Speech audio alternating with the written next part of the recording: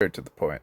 I'm running my own alliance, and this is my perspective of running my alliance. So, if you want to know what an alliance leader does in Whiteout Survival, basically what you do is you dictate basically the bullshit that happens between alliances. You try to dictate where forts and bases are going to be. And a lot of your job really kind of involves setting up banners and getting what are called alliance resources. Okay, now if you don't know what these are, in a sense, all you got to do is basically connect the banners together so that they touch and then cover over said alliance XYZ. You name your resource. And as long as they cover it, you'll get the resources. Obviously, the same also applies for whenever you're wanting to, say, fight at a certain fort. Well, now you're going to get a banner all the way over there so that you can fight at said fort. The main benefit of anything like this, okay, is that you're able to establish alliance territory. Okay, the main thing with alliance territory that really matters is they meaning anyone else that is not in your alliance cannot teleport in that. Even if there's like a little gap there, they can't just port in there. Okay. The other thing is during state versus state, they cannot attack you inside said banner. So if you want to hide troops inside there, you're more than welcome to. Now, people in your state can hit that, but again, it's just a little detail that's worth mentioning. I mean, outside of that, I would say I haven't been a leader for very long. My alliance is only 12 out of 100 or so. And it used to be called KF, and you guys have probably seen it, but you can see that it's a fully maxed out level 11 alliance. I can tell you that as far as the growth, territory, and battle trees are concerned, it's got its own sake of benefits. Obviously, the better alliances that are out there are obviously going to have all of these trees completely maxed out, which, in my opinion, is why I am not letting this alliance go to waste. This is not something that, frankly, is that easily achieved. The other thing too, and even though there was a huge abandonment, one of the things that's really nice about contributing through like the tech tree, for example, or going to battle and picking up your forts that you're gonna fight and do your everyday things at, or even your facilities. I mean, these are all things that you want to take advantage of. You want to grab bonuses from if you can. But I mean, really, what I'm trying to get at here is that like if you go inside the shop, you can use your alliance tokens to get freebies, and this is really every free to play player's wet dream. Like this is where you get your free stuff. This is where you get your speed ups. This is where you get your shields. This is where you get your teleporters, your healing speeds. You name it. This is basically where a lot of time is saved. Now, that said, I will tell you that typically a lot of people expect when they first play Whiteout Survival, they kind of anticipate that you would be able to actually migrate. And by migrate, I mean you think, okay, I'll invest all this time and energy and all this money and all this effort into a single state, and then I'll just migrate to another state with that account. That's not how that works.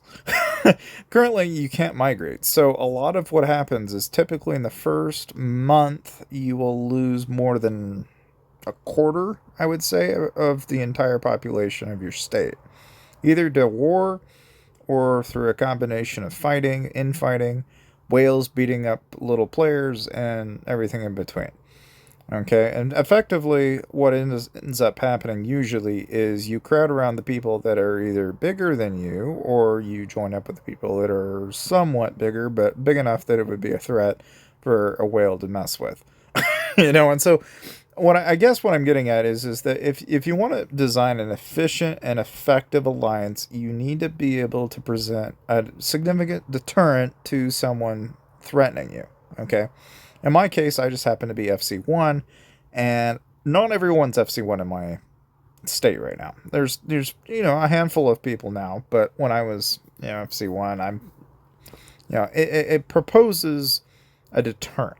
Obviously your might, your power, the number of troops you have, your research, and your stats are all going to play a factor into this. Um, I will tell you that one of the nice benefits of being in my alliance, for example, is that our alliance mobilization is set to elite. I don't think that's going to last much longer if we've only got 12 people in it, but hey, we'll keep it going for as long as we can. And if you're wondering where that is, also, there's legendary and then there's elite. It's pretty damn hard to get there to begin with, okay? But, just throwing that out there. Obviously, there's Foundry Battle, and so you got to set and schedule time for your alliance to fight. There's Alliance Championship, where basically you're fighting other alliances, and you're just going basically off of a roster, picking 3 lanes, and having your team set up in such a way to fight through that roster, and you got to win at least 2 of the lanes. And a lot of the stuff like Bear Hunt, for example, is very alliance centric. Castle Battle, very alliance centric. So, as you might imagine, this game is very team oriented. You basically need to be able to work with your team, work with your alliance members to be able to grow as a team. Now, I will say about the only other thing really that I think for any successful alliance that I think matters is you need to have a communication channel of some kind. In my case, I try to use Discord as much as I possibly can, and you gotta have an efficient set of people that are able to do different roles, whether that be diplomacy or managing members that commit crimes, such as, for example, right? A lot of people love to encourage other alliances into NAP agreements, which are non-aggression pacts between other alliances, and rules and set things among other alliances in the entire state that really say nothing more than we won't do X, Y, and Z, and if said punishment is going to follow from X, Y, and Z, internally. Which is to say that a lot of the time, alliances try to manage themselves to avoid internal conflicts, because ultimately it does no one any good. But it's not to say that's universal across every state. Some states are complete pure anarchy, and others are more organized. You'll really won't know until you start playing the game. But I will say, from my experience at least, typically diplomacy is the best answer. Messaging and contacting other alliances and finding solutions to individual users is the way to go. Or, as I believe the Peaky Blinders had put it, if you put red ants and black ants in a jar, target the guy that shakes the jar, because the red ants and the black ants do just fine in the same jar until somebody shakes the damn jar and then they want to kill each other. This game, it really isn't much different. Like, it doesn't take a lot, but all it takes is one whale to piss on another whale, and all of a sudden you got a giant mess on your hands. Now, I will say that in my experience, take advantage of rallies, and here's why. Okay? Whenever you go around and rally, if you rally somebody, one of the things that I think a lot of people ignore is the fact that the exclusive skill applies when you're attacking. But if you are, say, in your base, it does not. It's kind of one of those little details that it's kind of important. But yet a lot of people ignore it. There's a reason why you shouldn't solo people in particular. Like, you don't want to solo people if you don't have to.